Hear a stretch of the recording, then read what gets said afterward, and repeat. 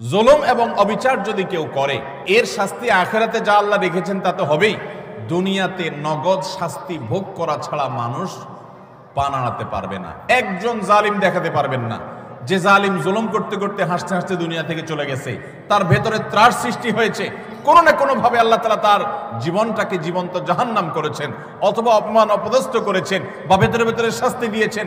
এই শাস্তি ভোগ করা ছাড়া কোনো জালিম যেতে পারে না। এই জন্য ভাইরা আমার, কারোর প্রতি যদি জুলুম হয়, বিশেষ করে আমাদের তরুণ বন্ধুদেরকে আমরা বলি যে কয়েকজন বন্ধু যখন একসাথ হন শরীরের মধ্যে একটা ভাবসাব চলে আসে। এখন কিশোর গ্যাং বাইর হইছে, পুচকে পুচকে 4-5 জন একসাথে হয়ে গেলেই মাস্তান হয়ে যায়, ঠিক না ভাই? ঠিক। 4-5 জন একসাথে হলে শরীরে একটা ভাবসাব চলে আসে।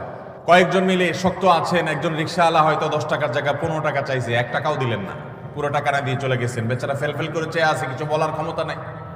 মনে রাখবেন, এর সবগুলো আল্লাহর খাতায় লেখা হচ্ছে। একটি পাপ এমন নাই, একটি জুলুম নাই যে জুলুম আল্লাহর খাতায় লেখা হচ্ছে না। নবী করিম সাল্লাল্লাহু আলাইহি ওয়াসাল্লাম সেজন্য বলেছেন, সেদিন আসার আগে নিজেদের এই সকল মামলাগুলোকে নিষ্পত্তি করে ফেলো, মানুষের অধিকারগুলো দিয়ে ফেলো, যাদের প্রতি জুলুম করেছো মাপ চেয়ে সেগুলোকে ক্ষমা চেয়ে সবগুলোকে চূড়ান্তভাবে নিষ্পত্তি করে ফেলো।